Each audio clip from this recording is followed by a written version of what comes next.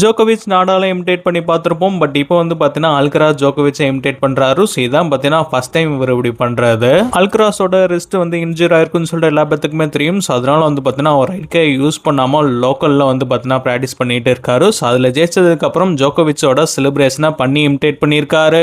So என்னதான் on கோர்ட்ல ரைவல்ஸா இருந்தாலும் ஆஃப் த கோர்ட் வந்து பார்த்தீங்கன்னா இவங்களோட ஃப்ரெண்ட்ஷிப் வந்து எவ்வளோ ஸ்ட்ராங்கா இருக்குன்றது தெரிய வந்திருக்கு. ஸோ ஒருத்தருக்கு ஒருத்தர் மாற்றி மாற்றி இமிடேட் பண்ணிக்கிறாங்க. ஸோ இப்படி தான் ஜோகோவிச் நாடாலா பண்ணாரு. இப்போ அல்கராஸ் ஸ்பெயின்ல இருந்து பார்த்தீங்கன்னா ஜோகோவிச்சை இமிடேட் பண்றாரு.